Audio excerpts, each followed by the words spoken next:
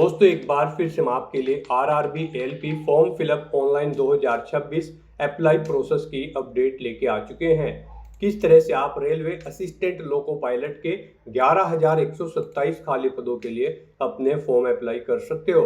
Step by step complete जानकारी आपको इस वीडियो में दी जाएगी। लास्ट डेट ऑनलाइन आवेदन करने की 14 जून 2026 है, तो आप जल्द से जल्द अपना फॉर्म अप्लाई कर ले। ऑनलाइन आवेदन करते समय अगर आपके सामने कोई भी टेक्निकल प्रॉब्लम आ रही है तो उसका हल भी आपको इस वीडियो में मिल जाएगा।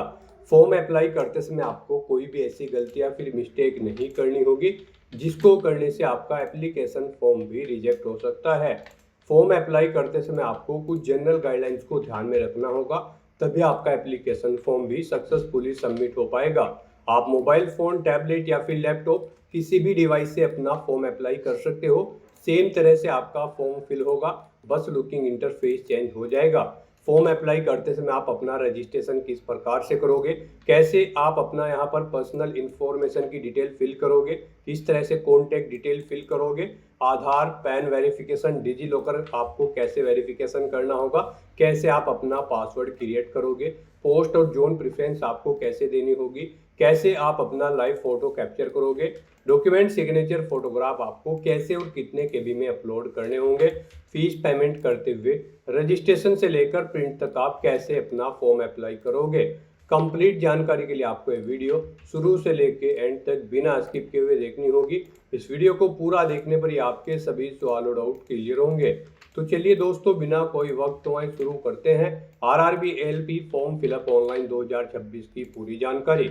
फॉर्म भरने से पहले आपको सबसे पहले हमारी वेबसाइट IND सरकारी नौकरी के इस पेज पर विजिट करना होगा, जिसका लिंक आपको नीचे description plus first comment box में मिल जाएगा। और हमारे इस पेज पर विजिट करके आप यहां से आरआरबी एएलपी का फॉर्म अप्लाई कर सकते हो। रेलवे रिक्रूटमेंट बोर्ड भारतीय रेलवे आरआरबी की ओर से असिस्टेंट लोको पायलट एएलपी की पोस्ट निकाली गई है। 11,127 वैकेंसीज है। लास्ट डेट ऑनलाइन आवेदन करने की 14 जून 2026 है। फीस पेमेंट आप 16 जून तक कर सकते हो। करेक्शन 17 से 26 जून तक कर सकते हो। 19,900 से 63,200 सैलरी है प्रति माह के लिए। 10वीं पास प्लस ITI से आप अप्लाई कर सकते हो, या फिर 10वीं पास प्लस ACT अप्रेंटिसशिप सर्टिफिकेट से आप अप्लाई कर सकते हो, या फिर 10वीं पास के साथ में डिप्लोमा इंजीनियरिंग या डिग्री इंजीनियरिंग से आप अप्लाई कर सकते हो। 18 से 30 वर्ष आयु सीमा है। जनरल OBC WS के लिए 500 रुपये फीस है, इसमें 400 रिफंड की जाएगी। SC ST PWD फीमेल के लिए 250 है, जो कि टोटल रिफंड कर दी जाएगी। ऑनलाइन मोड से आप फीस पेमेंट करोगे। कंप्यूटर बेस्ड टेस्ट CBT के आधार पे आपका सिलेक्शन होगा। ऑनलाइन अप्लाई कर सकते हो, ऑल इंडिया से अप्लाई कर सकते हो। rrbapply.gov.in इसकी ऑफिशियल वेबसाइट है, जिससे आप फॉर्म फिल कर सकते हो। इंपोर्टेंट लिंक सेक्शन के अंतर्गत ऑफिशियल नोटिफिकेशन PDF लिंक पर क्लिक करके आप इसके PDF डाउनलोड कर सकते हो। Recruitment of assistant loco pilot LP की ये ऑफिशियल एडवर्टाइजमेंट की PDF है। इसमें सबसे पहले आप यहाँ से डेट चेकआउट कर ले, उसके बाद में यहाँ पर सैलरी की जानकारी, साथ ही साथ यहाँ पर एज लिमिट की जानकारी, टोटल वैकेंसीज की इंफॉर्मेशन, कुछ इंपॉर्टेंट इंस्ट्रक्शंस भी आपको यहाँ पर प्रोवाइड करा दी गई है, वो आप यहाँ से चेकआउट कर सकते हो। साथ ही साथ यहाँ पर आपको इसमें बाकी की डिटेल भी दे दी गई, जैसे कि नेशनलिटी या सिटीजनशिप, एज लिमिट किस कैटेगरी के लिए कितनी आयु सीमा रहेगी और किस कैटेगरी को कितनी आयु सीमा में छूट दी जा रही है, वो आप चेकआउट कर ले। ग्रुप वाइज आपको एज दे दी गई है। क्वालिफिकेशन की डिटेल आप चेकआउट कर ले। एग्जामिनेशन फीस कैटेगरी वाइज आपको यहाँ पर डिटेल में जानकारी दे दी गई है। मोड ऑफ पेमेंट आप चेकआउट कर ले, किस प्रकार से आपको फीस पेमेंट करना होगा। साथ ही साथ यहाँ पर स्क्रॉल डाउन करते हुए आपको सिलेक्शन क्राइटेरिया की इन्फॉर्मेशन दे दी गई है। इसमें आपका एग्जाम पैटर्न आपको यहाँ पर देखने को मिल जाएगा। सिलेबस डिटेल में आपको यहाँ पर प्रोवाइड करा दिया गया। टॉपिक वाइज आप पूरा सब्जेक्ट वाइज यहाँ पर सिलेबस भी चेकआउट कर सकते हो। आउट अप्लाई का जो प्रोसीजर है, इसमें आपको अकाउंट क्रिएट कैसे करना होगा, कैसे आपको वेरिफिकेशन करना होगा, कुछ जनरल गाइडलाइंस दी गई है। लाइव फोटो कैप्चर आपको कैसे करना होगा, डॉक्यूमेंट सिग्नेचर फोटोग्राफ कैसे और कितने KB में आपको यहाँ पर अपलोड करने होंगे, सभी इंपॉर्टेंट गाइडलाइंस आपको यहाँ पर दे दी गई है। आरआरबी के अलग अलग वेबसाइट्स के लिंक भी आपको यहाँ पर प्रोवाइड करा दिए गए हैं। और इस PDF के एंड में आपको वैकेंसीज की जानकारी, सैलरी की जानकारी और क्वालिफिकेशन की डिटेल यहाँ पर दे दी गई है। और यहाँ पर आपको RRB wise, zone wise vacancies की कैटेगरी वाइज कंप्लीट इन्फॉर्मेशन भी प्रोवाइड करा दी गई है। तो फॉर्म अप्लाई करने से पहले आपको ये ऑफिशियल नोटिफिकेशन की PDF पूरा पढ़ना अनिवार्य है। इसको पूरा पढ़ने से ही आपके सभी सवाल और डाउट क्लियर होंगे। PDF रीड आउट करने के बाद में आपको अप्लाई ऑनलाइन के इस लिंक पर क्लिक करना होगा। तो आपके सामने ऑनलाइन आवेदन करने का ये ऑफिशियल पोर्टल ओपन हो जाएगा। गाइज यहाँ पर अगर आपने पहले से रजिस्ट्रेशन कर रखा है तो आपको यहाँ पर टॉप पर ही लॉगिन की टैब दी गई है, आप इस पर क्लिक करें। आपके सामने यहाँ पर लॉगिन का इंटरफेस ओपन हो जाएगा। यहाँ पर लॉगिन करने के लिए आपके पास दो ऑप्शन है, आप आधार के थ्रू लॉगिन कर सकते हैं या फिर अपनी आरआरबी अकाउंट की डिटेल्स प्रोवाइड करते हुए यहाँ पर आप लॉगिन कर सकते हो। यहाँ पर अगर आप फर्स्ट ऑप्शन यूज करते हैं लॉगिन विद आधार, तो फिर आपको यहाँ पर अपना फ़ोन नंबर एंटर करना है, फिर जनरेट आधार ओटीपी के ऑप्शन पर क्लिक करना है, फिर आपके मोबाइल नंबर पर एक ओटीपी आएगा जिससे आपका आधार लिंक है, वो ओटीपी आपको यहाँ पर एंटर करना है। उसके बाद आपको यहाँ पर I am not a robot के चेकबॉक्स को ओके करना है और फिर गाइज लॉगिन की स्टेप पर क्लिक करते हुए आपको लॉगिन करके अपना फॉर्म अप्लाई कर लेना है। और गाइज यहाँ पर अगर आप सेकंड ऑप्शन यूज करते हैं, आप यहाँ पर login with RRB account credential का ऑप्शन यूज करते हैं, तो फिर यहाँ पर आपको अपना मोबाइल नंबर या ईमेल आईडी एंटर करनी है, अपना पासवर्ड आपको एंटर करना है जो आपने रजिस्ट्रेशन करते समय क्रिएट किया था। I am not a robot के इस चेकबॉक्स को ओके करना है और उसके बाद लॉगिन की स्टेप पर क्लिक करते हुए आपको लॉगिन करके अपना फॉर्म अप्लाई कर लेना है। और अगर आप इस भर्ती के लिए फर्स्ट टाइम अप्लाई करने जा रहे हो तो सबसे पहले यहाँ पर आपको अपना अकाउंट क्रिएट करना होगा। उसके लिए आपको यहाँ पर टॉप पर ही क्रिएट एन अकाउंट का ये टैब दिया गया है, आप इस पर क्लिक करें। आपके सामने कुछ इस तरह से इंटरफेस ओपन होगा। अब यहाँ पर आपके सामने ये पॉपअप शो हुआ है। इसमें कहा गया है अगर आपने 2024 या 25 में अपना रजिस्ट्रेशन कर रखा है तो आपको रजिस्ट्रेशन करने की जरूरत नहीं है, आप अपना यूजर नेम और पासवर्ड का यूज करते हुए लॉगिन करके फॉर्म अप्लाई कर सकते हो। और अगर आप बिल्कुल न्यू है, बिल्कुल फ्रेश है, आप फर्स्ट टाइम अप्लाई करने जा रहे हैं इस पोर्टल के थ्रू, तो आप यहाँ पर ओके के ऑप्शन पर क्लिक करें और यहाँ पर अपनी बेसिक इन्फॉर्मेशन प्रोवाइड करते हुए आप अपना रजिस्ट्रेशन कर ले। सबसे पहले यहाँ पर आपको अपनी नेशनलिटी सेलेक्ट कर लेनी है। उसके बाद गाइज आपको यहाँ पर अपना फुल नेम एंटर करना है, अपनी 10वीं की मार्कशीट के अकॉर्डिंग यहाँ पर आपको अपना फुल नेम एंटर करना है, उसे रिटाइप करके कंफर्म कर लेना है। उसके बाद आपसे पूछा गया है कि क्या आपने कभी अपना नाम चेंज किया है, अगर किया है तो आप यस करेंगे। और फिर यहाँ पर जब आपकी डॉक्यूमेंट वेरीफाई होंगे उस समय आपको यहाँ पर अपने नेम चेंज का कोई जो गैजेटेड नोटिफिकेशन है वो शो करना होगा या फिर कोई रिलीवेंट लीगल डॉक्यूमेंट है वो आपको शो करना होगा। जब आपके डॉक्यूमेंट वेरीफाई होंगे तो यहाँ पर आप I understand and I agree के ऑप्शन पर क्लिक करेंगे। और अगर आपने कभी अपना नाम चेंज नहीं किया है तो आप सिंपली यहाँ पर नो ऑप्शन सेलेक्ट करेंगे। चेंज किया है तो आप यस करेंगे और फिर यहाँ पर चेंज नेम देंगे, चेंज नहीं किया है तो आप नो ऑप्शन सेलेक्ट कर लेंगे। उसके बाद यहाँ पर आपको अपनी डेट ऑफ बर्थ सेलेक्ट कर लेनी है, फिर आपको अपनी डेट ऑफ बर्थ यहाँ पर टाइप करनी है, रिटाइप DDMMYY फॉर्मेट में। उसके बाद आपको अपना जेंडर यहाँ पर सिलेक्ट करना है, अपना जेंडर एक बार फिर से आपको रीसिलेक्ट करना है। फिर यहाँ पर आपको अपने फादर का नाम एंटर करना है, उसे रिटाइप करना है, अपनी मदर का नाम एंटर करना है, उसे भी आपको रिटाइप कर देना है कंफर्मेशन के लिए। उसके बाद गाइज यहाँ पर आपको अपनी कॉन्टैक्ट डिटेल प्रोवाइड करनी है, यहाँ पर आपको अपना ईमेल एड्रेस एंटर करना है, मोबाइल नंबर एंटर करना है और फिर जनरेट ईमेल OTP और जनरेट मोबाइल OTP के ऑप्शन पर क्लिक करना है। फिर आपके ईमेल आईडी और मोबाइल नंबर पर OTP आएंगे, वो OTP आपको यहाँ पर एंटर करते हुए अपना मोबाइल नंबर और ईमेल आईडी वेरीफाई कर लेने हैं। उसके बाद यहाँ पर आपको अपना वेरिफिकेशन करना है। वेरिफिकेशन के लिए यहाँ पर आपके पास 3 ऑप्शन है, आप यहाँ पर डिजी लॉकर के थ्रू अपना वेरिफिकेशन कर सकते हैं या फिर गाइज यहाँ पर आप आधार कार्ड के थ्रू अपना वेरिफिकेशन कर सकते हैं या फिर आपके पास अगर आधार भी नहीं है तो उसके थ्रू भी आप यहाँ पर अपना वेरिफिकेशन कर सकते हैं अपने पैन नंबर की डिटेल प्रोवाइड कराते हुए। तो यहाँ पर हम आपको तीनों ऑप्शंस के बारे में बताएंगे 1 बाय 1 करके। तो यहाँ पर अगर आप ऑप्शन सेलेक्ट करते हैं वेरिफिकेशन थ्रू डिजी लॉकर तो आपको यहाँ पर वेरिफिकेशन थ्रू डिजी लॉकर के इस ऑप्शन पर क्लिक करना है। फिर यहाँ पर आपको आई कंफर्म के चेकबॉक्स को ओके करना है और उसके बाद गाइज आपको वेरीफाई के इस ऑप्शन पर क्लिक कर देना है। नेक्स्ट आपके सामने डिजी लॉकर का इंटरफेस ओपन हो जाएगा। यहाँ पर आने के बाद गाइज आपको अपना आधार नंबर एंटर करना है, ये कैप्चा कोड आपको यहाँ पर एंटर करना है और उसके बाद फिर आपको नेक्स्ट के इस ऑप्शन पर क्लिक कर देना है। फिर आपके रजिस्टर्ड मोबाइल नंबर पर जिससे आपका आधार अटैच है यानी कि लिंक है उस पर एक OTP आएगा, वो OTP आपको यहाँ पर एंटर करना है और फिर आपको दोबारा से कंटिन्यू के इस ऑप्शन पर क्लिक कर देना है। नेक्स्ट यहाँ पर आपको अपना 6 डिजिट का डिजी लॉकर का सिक्योरिटी पिन एंटर करना है और अगर आप भूल चुके हो तो यहाँ पर आप फॉरगेट सिक्योरिटी पिन के इस ऑप्शन पर क्लिक करें और अपना सिक्योरिटी पिन यहाँ पर गेट कर ले। गाइड यहाँ पर अगर आपने रजिस्ट्रेशन कर रखा है तो आपको यहाँ पर अपना 6 डिजिट का डिजी लॉकर का सिक्योरिटी पिन एंटर करना है और अगर आपने रजिस्ट्रेशन नहीं कर रखा है तो आपको डिजी लॉकर की वेबसाइट को ओपन कर लेना है और वहां पर अपना अकाउंट आपको रजिस्टर कर लेना है, अकाउंट क्रिएट कर लेना है।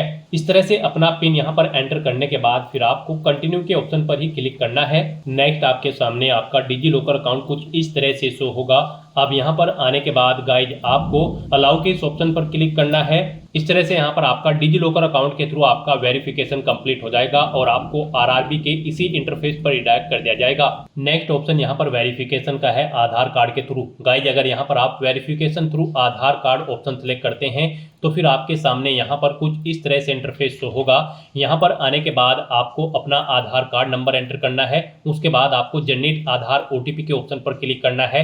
आपके मोबाइल नंबर पर जिससे आपका आधार लिंक है उस पर एक ओटीपी आएगा 6 डिजिट का, वो ओटीपी आपको यहाँ पर एंटर करना है और फिर आपको यहाँ पर वेरीफाई के इस ऑप्शन पर क्लिक करते हुए आपको अपना आधार वेरीफाई कर लेना है। यहाँ पर आपके लिए सबसे बेस्ट ऑप्शन आधार कार्ड का ही रहेगा, क्योंकि यहाँ पर आगे भी आपको आपके आधार की जरूरत पड़ेगी एग्जाम टाइम के दौरान, वहां पर भी आपको अपना आधार कार्ड शो करना होगा। तो यहाँ पर हम आपको सजेस्ट करेंगे आप यहाँ पर अपना वेरिफिकेशन आधार के थ्रू कर लें। ये आपके लिए सबसे बेस्ट ऑप्शन है। आरआरबी की भर्ती में यहाँ पर आधार मस्ट कर दिया गया है। तो यहाँ पर अब उसके बाद एक और ऑप्शन है, अगर आप करना चाहे तो यहाँ पर आपका थर्ड ऑप्शन है I do not have Aadhaar card. आपको इस ऑप्शन पर क्लिक करना है। उसके बाद गाइड आपके सामने कुछ ये पॉपअप शो होगा। यहाँ पर आपको दोबारा से I do not have Aadhaar card के ऑप्शन पर क्लिक करना है। उसके बाद यहाँ पर आपके सामने कुछ इस तरह से इंटरफेस शो होगा। आप यहाँ पर इस चेकबॉक्स को ओके करें। उसके बाद यहाँ पर आप अपनी कोई वैलिड प्रूफ आईडी सिलेक्ट करें। पैन कार्ड यहाँ पर केवल आपको ऑप्शन दिया गया है। उसके बाद यहाँ पर आपका जो नाम पैन पर आधारित है वो नाम यहाँ पर आप एंटर करें। अपनी डेट ऑफ बर्थ इस कैलेंडर में से सिलेक्ट करें। अपना पैन नंबर यहाँ पर आप एंटर करें। उसके बाद किस अथॉरिटी ने आपको इशू किया है उसका नाम आपको देना है। प्लेस ऑफ इशू यहाँ पर आपको देना है और उसके बाद फिर आपको प्रोसीड के ऑप्शन पर क्लिक करके इस थर्ड ऑप्शन के थ्रू भी आप अपना वेरिफिकेशन यहाँ पर कंप्लीट कर सकते हो। तो इनमें से आपको कोई भी ऑप्शन यूज करते हुए अपना वेरिफिकेशन कर लेना है, ये मस्ट है। ये पूरी वेरिफिकेशन की प्रोसेस हमने आपको बता दी है। इनमें से किसी का भी यूज करते हुए आप अपना वेरिफिकेशन कर सकते हैं। हम आपको एक बार फिर से बता दें, आप यहाँ पर आधार कार्ड के थ्रू अपना वेरिफिकेशन करें, आपके लिए बेस्ट रहेगा। तो यहाँ पर किसी भी ऑप्शन के थ्रू वेरिफिकेशन करने के बाद आपको इस चेकबॉक्स को ओके करना है। I confirm that I am 18 year old या फिर ओल्डर, यानी कि मेरी आयु यहाँ पर 18 साल हो चुकी है या फिर इससे अधिक। आपको इस चेकबॉक्स को ओके करना है। ये डिटेल आप यहाँ पर इस पर क्लिक करके सुन भी सकते हो। और फिर गाइस यहाँ पर आपको अपना पासवर्ड क्रिएट करना है। यहाँ पर आपका पासवर्ड अल्फा न्यूमेरिक फॉर्मेट में होना चाहिए। मींस आपके पासवर्ड में एक अपर केस कैरेक्टर, एक लोअर केस कैरेक्टर, एक इंटीजर नंबर और एक स्पेशल कैरेक्टर जैसे कि @ हैश या फिर डॉलर होना चाहिए। तो इस फॉर्मेट में आपको अपना पासवर्ड क्रिएट करना है। ये एग्जांपल हमने आपको दिखाया है। वही पासवर्ड आपको यहाँ पर कंफर्म पासवर्ड फील्ड में एंटर करना है। I am not a robot के इस चेकबॉक्स को ओके करना है और फिर गाइस आपको यहाँ पर preview and create an account के ऑप्शन पर क्लिक करके अपना अकाउंट क्रिएट कर लेना है। रजिस्ट्रेशन कंप्लीट होने के बाद आपको आरआरबी के पोर्टल पर रिडायरेक्ट कर दिया जाएगा या फिर आप डायरेक्टली अपने इंटरनेट ब्राउजर के एड्रेस बार पर टाइप कर लें rrbapply.gov.in। आपके सामने आरआरबी की ये वेबसाइट ओपन हो जाएगी। अब गाइस यहाँ पर आपको लॉगिन की स्टेप पर क्लिक करना है। उसके बाद आपके सामने लॉगिन का इंटरफेस ओपन होगा। अब इनमें से आपको दो ऑप्शन दिए गए हैं लॉगिन करने के लिए, लॉगिन विद आधार और login with RRB account credential. आप किसी भी ऑप्शन का यूज करते हुए यहाँ पर लॉगिन करें।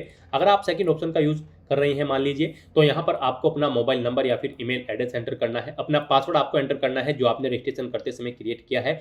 फिर आपको I am not a robot के चेकबॉक्स को ओके करना है और फिर आपको लॉगिन के स्टेप पर क्लिक करना है। फिर आपके सामने यहाँ पर 2 फैक्टर ऑथेंटिकेशन का ये मोड ओपन होगा। अब गाइस यहाँ पर आपको दो ऑप्शन दिए गए हैं। यहाँ पर आप अपना ऑथेंटिकेशन दो तरह से कर सकते हैं, सेंड ओटीपी टू ईमेल या फिर सेंड ओटीपी टू फोन। आप इनमें से किसी भी लिंक पर क्लिक करें। यहाँ पर आप जिस भी लिंक पर क्लिक करेंगे, मान लीजिए ईमेल के लिंक पर आप क्लिक करते हैं तो फिर आपकी ईमेल आईडी पर एक ओटीपी सबमिट किया जाएगा। वो ओटीपी आपको यहाँ पर एंटर करना होगा।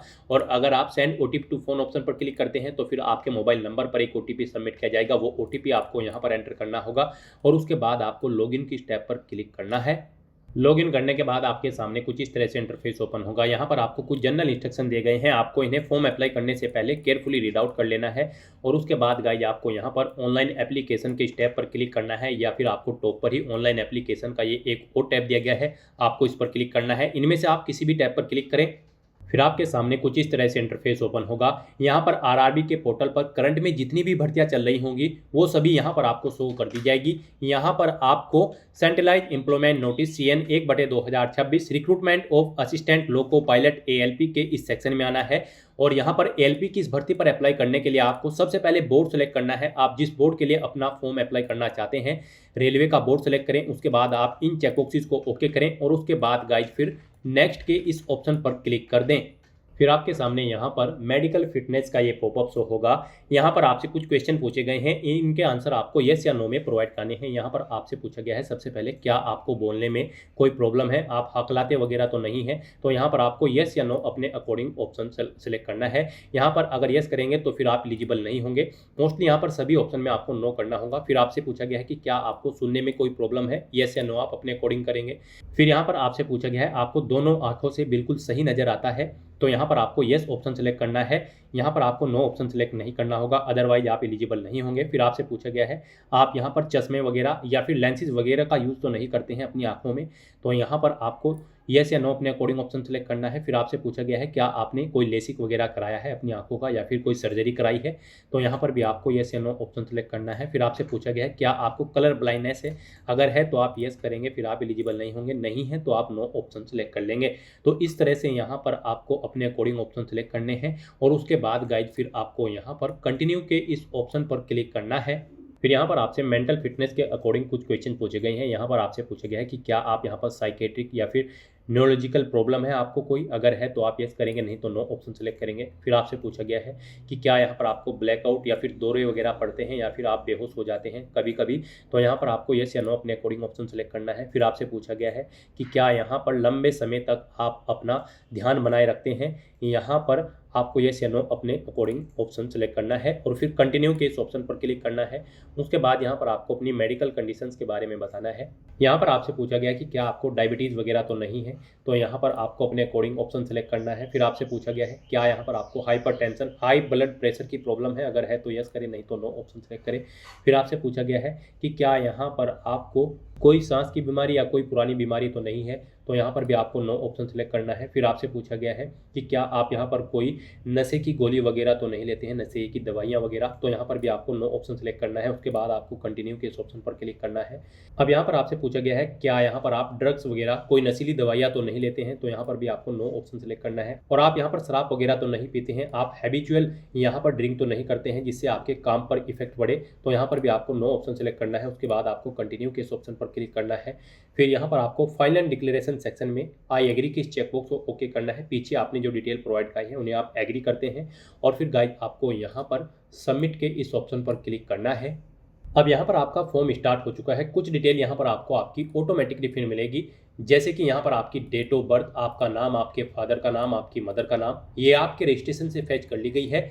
बस गाइस यहाँ पर अब आपको अपना मैरिटल स्टेटस सेलेक्ट करना है, आप मैरिड हो या फिर अनमैरिड। फिर आपको अपना रिलीजन सेलेक्ट करना है। उसके बाद आपको अपनी मातृभाषा यहाँ पर सेलेक्ट कर लेनी है। उसके बाद आपको यहाँ पर एग्जाम के लिए लैंग्वेज सेलेक्ट कर लेनी है। जिस लैंग्वेज में आप अपना एग्जाम पेपर चाहते हैं वो लैंग्वेज आप सेलेक्ट करें। फिर आपकी बॉडी पर कहीं कोई कट या तिल का निशान है तो उस पैलेस का नाम यहाँ पर आप दें।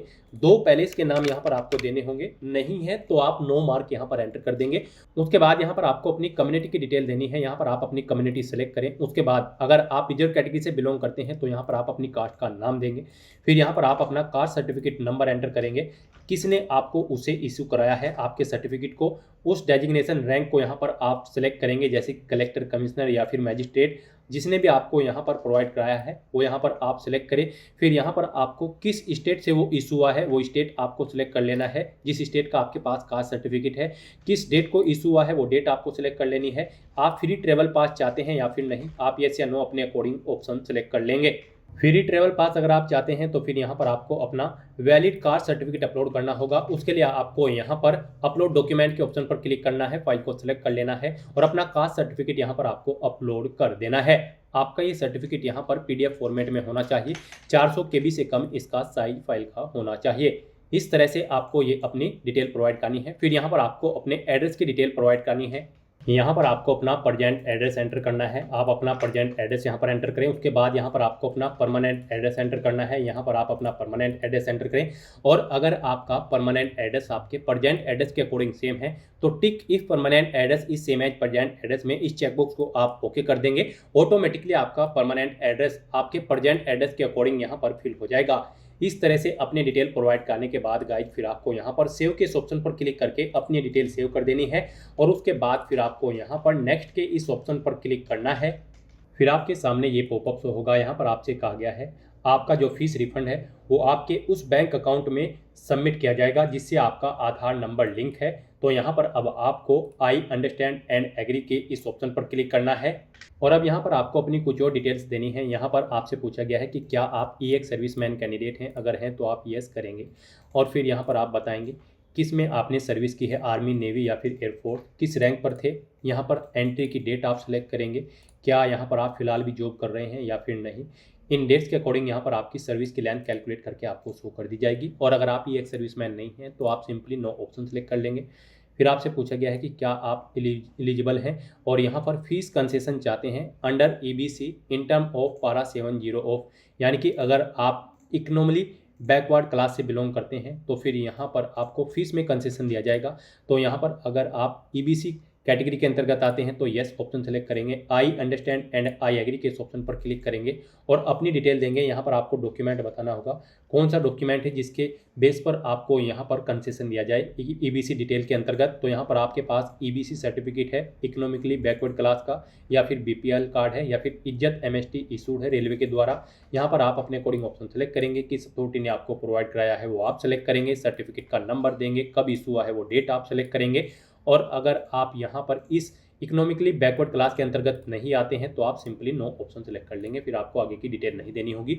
उसके बाद आपसे पूछा गया है कि क्या आप इंडियन रेलवे के एम्प्लॉय हैं, अगर हैं तो आप यस ऑप्शन सेलेक्ट करेंगे, अपना HRMS नंबर यहाँ पर एंटर करेंगे। आपने NOC के लिए अप्लाई कर रखा है कंट्रोलिंग ऑफिसर के लिए पर, तो यहाँ पर आपको यस या नो अपने अकॉर्डिंग ऑप्शन सेलेक्ट करना है। फिर आपको अपनी कैटेगरी यहाँ पर सेलेक्ट करनी है, किस कैटेगरी के अंतर्गत आप यहाँ पर कार्यरत है, प्लेस ऑफ वर्किंग आपको देना है, जोन या यूनिट आपको सेलेक्ट करनी है। और अगर आप एम्प्लॉय नहीं है इंडियन रेलवे के तो आप सिंपली नो ऑप्शन सेलेक्ट करेंगे। फिर आपसे पूछा गया है कि क्या आप करंट में किसी डिपार्टमेंट या ऑर्गेनाइजेशन में कार्यरत हैं, सेंट्रल गवर्नमेंट या फिर स्टेट गवर्नमेंट या फिर पब्लिक सेक्टर में, किसी भी सेक्टर में अगर आप यहाँ पर कार्यरत हैं तो आप ऑप्शन सेलेक्ट करें और फिर ऑर्गेनाइजेशन का नाम दें, किस डेट से आप कार्यरत है वो डेट आप सेलेक्ट करें, प्रेजेंट में भी कार्य कर रहे हैं या फिर नहीं ऑप्शन सेलेक्ट करें। इस तरह से आपको ये डिटेल देनी होगी अपने एम्प्लॉयमेंट की। और अगर आप एम्प्लॉय नहीं हैं तो आप simply not applicable option select करेंगे।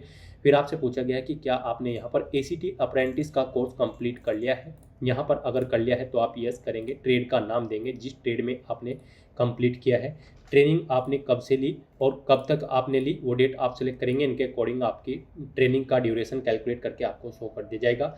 आपका रिजल्ट यहाँ पर डिक्लेयर हो चुका है या फिर नहीं, आप अपने अकॉर्डिंग ऑप्शन सेलेक्ट करेंगे। रिजल्ट डिक्लेयर अगर हो चुका है तो फिर आप अपना सर्टिफिकेट नंबर देंगे, सर्टिफिकेट आपको किस डेट को इशू हुआ है वो डेट आप यहाँ पर सेलेक्ट करेंगे, मार्क्स बताएंगे कितने मार्क्स आपने ऑब्टेन किए हैं, टोटल कितने मार्क्स थे जिसमें से आपने मार्क्स ऑब्टेन किए हैं वो यहाँ पर आप एंटर कर देंगे। इस तरह से यहाँ पर आपको अपने अप्रेंटिसिप जो ACT अप्रेंटिस का कोर्स है उसकी डिटेल देनी होगी। अगर नहीं कर रखा है तो आप सिंपली नो ऑप्शन सेलेक्ट कर लेंगे। फिर यहाँ पर फीस रिफंड के लिए आपको अपनी बैंक डिटेल देनी है। इसमें यहाँ पर आपको अपना आधार नंबर एंटर करना है 12 डिजिट का। वो आधार नंबर यहाँ पर आप एंटर करें जो आपके बैंक अकाउंट से लिंक है। तो यहाँ पर आप अपना 12 डिजिट का आधार नंबर एंटर करें। इस तरह से अपनी डिटेल प्रोवाइड करने के बाद गाइड फिर आपको यहाँ पर सेव के इस ऑप्शन पर क्लिक करते हुए अपनी सभी डिटेल सेव कर देनी है और फिर आपको यहाँ पर नेक्स्ट के इस ऑप्शन पर क्लिक करना है। नेक्स्ट यहाँ पर आपको अपनी एजुकेशनल क्वालिफिकेशन की डिटेल प्रोवाइड करनी है। गाइड यहाँ पर RRB ALP की इस भर्ती में पार्टिसिपेट करने के लिए आपका 10वीं क्लास पास आउट होना जरूरी है, प्लस आपके पास यहाँ पर नेशनल अप्रेंटिसशिप सर्टिफिकेट होना चाहिए या फिर ITI का सर्टिफिकेट होना चाहिए रिलीवेंट ट्रेड के अंतर्गत, या फिर आपके पास इंजीनियरिंग डिग्री होनी चाहिए रिलीवेंट ट्रेड के अंतर्गत, या फिर आपके पास 3 साल का डिप्लोमा होना चाहिए इंजीनियरिंग का रिलीवेंट ट्रेड के अंतर्गत।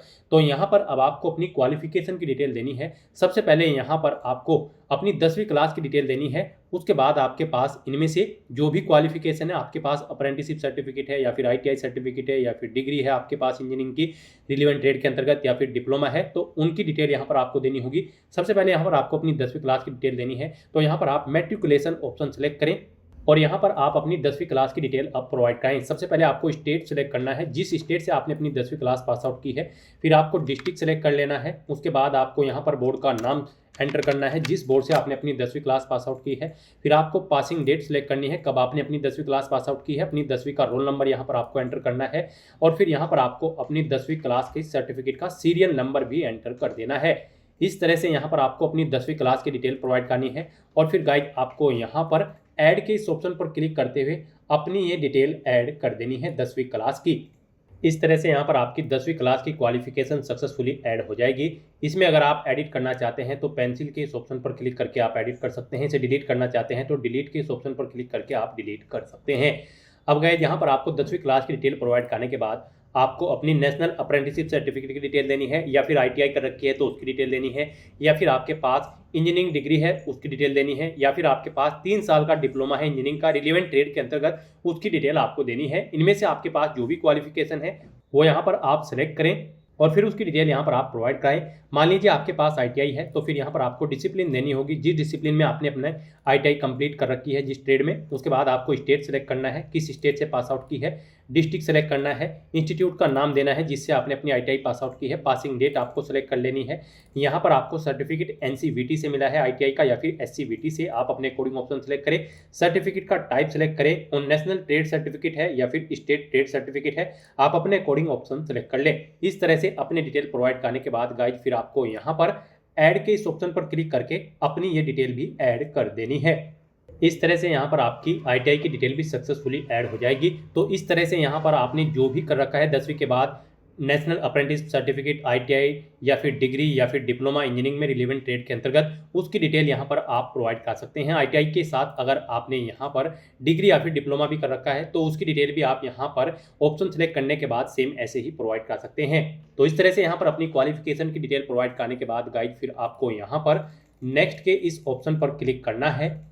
नेक्स्ट यहाँ पर आपको अपना फोटो और सिग्नेचर अपलोड करने हैं। यहाँ पर आपको फोटो कैप्चर करने के लिए 2 ऑप्शन दिए गए हैं। आप यहाँ पर डायरेक्टली कैप्चर लाइव इमेज के ऑप्शन पर क्लिक करें, अपने वेब कैमरा के थ्रू अपना लाइव फोटो कैप्चर कर लें, या फिर आप यहाँ पर capture live image from mobile के इस ऑप्शन पर क्लिक करें। आपके सामने यहाँ पर एक QR कोड शो होगा। इस QR कोड को आप अपने मोबाइल फोन से स्कैन करें। अपने मोबाइल फोन में आपने जो भी यहाँ पर QR कोड स्कैनर इंस्टॉल किया हुआ है उसके थ्रू आप इसे स्कैन करें। उसके बाद आपके मोबाइल फोन में आपको अपना RRB का अकाउंट लॉगिन करना होगा। अपने लॉगिन की डिटेल प्रोवाइड करते हुए आपको अपने डैशबोर्ड में लॉगिन कर लेना है, और फिर वहां से आपको अपना फोटो लाइव कैप्चर करना है। फोटो कैप्चर करते समय आपको अपना फेस सर्कल में प्रॉपर वे में लाना है और अपनी आंखों को 2 या 3 बार ब्लिंक करना है। उसके बाद यहाँ पर आपका लाइव फोटो कैप्चर हो जाएगा आपके मोबाइल फोन से। यहाँ पर फोटो कैप्चर करते समय आपको कुछ जनरल इंस्ट्रक्शंस दिए गए हैं, आपको इन्हें रीड आउट कर लेना है।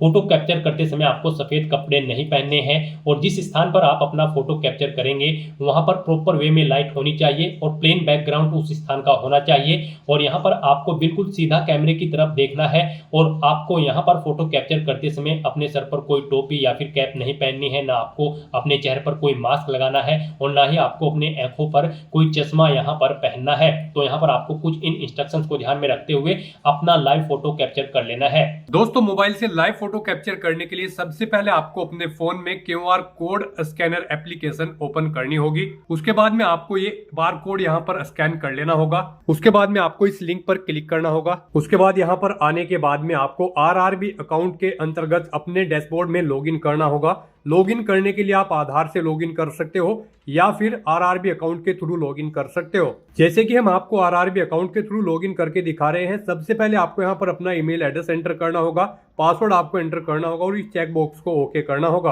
और यहाँ पर लॉगिन की स्टेप पर क्लिक करके अपने डैशबोर्ड में लॉगिन कर लेना होगा। लॉगिन करने के लिए आपको ईमेल आईडी या फिर मोबाइल फोन पर एक OTP सेंड करना होगा। उसके लिए आपको यहाँ पर इस लिंक पर क्लिक करना होगा। OTP एंटर करने के बाद में आपको लॉगिन की स्टेप पर क्लिक करना होगा। लॉगिन करने के बाद में आपके सामने कुछ इस तरह से इंटरफेस ओपन हो जाएगा। यहाँ पर आकर आपको इस पेज को स्क्रॉल डाउन करना होगा, और यहाँ पर आप देख सकते हो capture live image. Live photo capture करने के लिए आपको इस टैब पर क्लिक करना होगा और अपना लाइव फोटो कैप्चर कर लेना होगा। फोटो कैप्चर करने के लिए आपको अपना फेस इस सर्कल के अंतर्गत लाना होगा और अपनी आंखों को यहाँ पर ब्लिंक करना होगा वेरिफिकेशन के लिए, और उसके बाद में कैप्चर के इस टैब पर क्लिक करके अपना लाइव फोटो कैप्चर कर लेना होगा। तो इस तरह से आपका लाइव फोटो कैप्चर हो जाएगा, और उसके बाद में आपको सेव की टैब पर क्लिक करके अपना लाइव फोटो जो आपने कैप्चर किया है उसको सेव कर देना होगा। उसके बाद गाइस यहाँ पर आपको अपने सिग्नेचर अपलोड करने हैं। सिग्नेचर यहाँ पर आपके JPG या फिर JPEG फॉर्मेट में होने चाहिए। सिग्नेचर की विड्थ आपकी 140 पिक्सल होनी चाहिए, हाइट 60 पिक्सल होनी चाहिए। सिग्नेचर यहाँ पर आपको एक ब्लैंक इंक पेन से व्हाइट पेपर पर करने हैं। यहाँ पर आपको एक बॉक्स क्रिएट करना है जिसकी विड्थ 140 पिक्सल होनी चाहिए और हाइट उसकी 60 पिक्सल होनी चाहिए। उसमें आपको अपने सिग्नेचर यहाँ पर करके अपलोड करने हैं। साइज आपके सिग्नेचर की फाइल का 30 KB से 49 KB के बीच बीच में होना चाहिए। और अगर आप अपने सिग्नेचर का साइज कम या ज़्यादा करना चाहते हैं तो आप गूगल पर जाएं, इमेज रिसाइज टाइप करें, मल्टीपल ऑनलाइन वेबसाइट ओपन होंगी, उनमें से कोई भी वेबसाइट ओपन करें, वहां पर आप अपने सिग्नेचर की फाइल को अपलोड करें और अपनी नीड के अकॉर्डिंग आप उसका साइज सेट करके फिर उसे वहां से डाउनलोड करके अपलोड कर दें। तो यहाँ पर आपको ब्राउज के ऑप्शन पर क्लिक करना है, फाइल को सिलेक्ट कर लेना है और अपने सिग्नेचर की फाइल को यहाँ पर अपलोड कर देना है। इस तरह से यहाँ पर अपना फोटो और सिग्नेचर अपलोड करने के बाद गाइज फिर आपको I have uploaded my own signature के इस चेकबॉक्स को ओके करना है और फिर आपको यहाँ पर सेव के इस ऑप्शन पर क्लिक करके अपना फोटो और सिग्नेचर सेव कर देने हैं और उसके बाद आपको नेक्स्ट के इस ऑप्शन पर क्लिक करना है।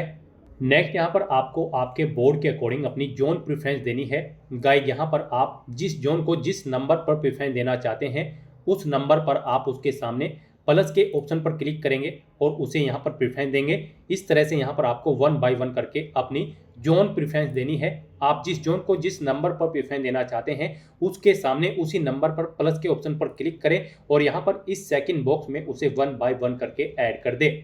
इस तरह से आपको अपनी जोन प्रेफरेंस देनी है। फिर आपको इस पेज को नीचे स्क्रॉल डाउन करना है और फिर आपको प्रेफरेंस के इस चेकबॉक्स को ओके करना है। उसके बाद आपको डिक्लेरेशन सेक्शन में आना है। I hereby declare that I have gone through the eligibility criteria के इस चेकबॉक्स को भी आपको ओके करना है। अपना पैलेस यहाँ पर आपको एंटर करना है जिस सिटी से आप बिलोंग करते हैं। इस तरह से अपनी डिटेल प्रोवाइड करने के बाद फिर आपको सेव के इस ऑप्शन पर क्लिक करके अपनी डिटेल सेव कर देनी है और उसके बाद फिर आपको प्रीव्यू एप्लीकेशन के इस ऑप्शन पर क्लिक करना है। नेक्स्ट यहाँ पर आपको आपके एप्लीकेशन फॉर्म का पूरा प्रीव्यू शो कर दिया गया है। पीछे अब तक जो आपने डिटेल प्रोवाइड कराई है उनका प्रीव्यू आपको शो कर दिया गया है। आपको सभी डिटेल्स 1 बाय 1 करके केयरफुली चेकआउट करनी है। इसे नीचे स्क्रॉल करना है और यहाँ पर I have recheck the about details and found correct के इस चेकबॉक्स को आपको ओके करना है। कहीं पर कोई मिस्टेक है तो आप गाइड यहाँ पर एडिट के ऑप्शन पर क्लिक करके अपने फॉर्म में एडिट कर सकते हैं और अगर सभी चीज़ें ओके हैं तो बस यहाँ पर अब आपको सबमिट के इस ऑप्शन पर क्लिक करना है।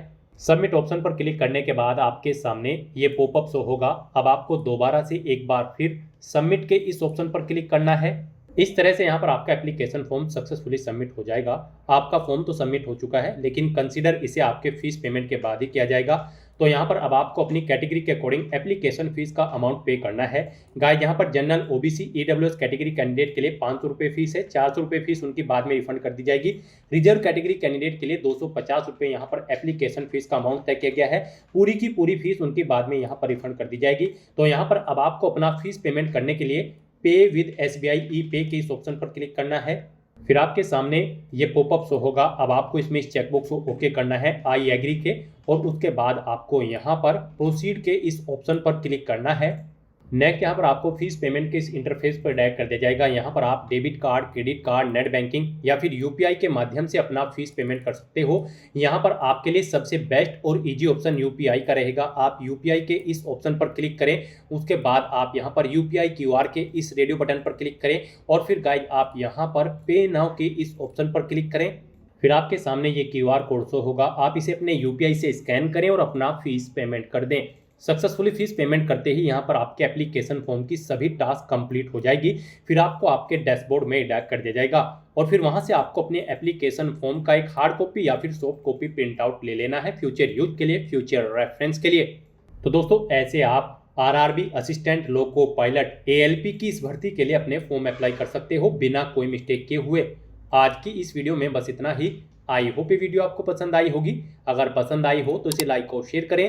चैनल पर नए हो तो इसे सब्सक्राइब कर लें। Thanks for watching.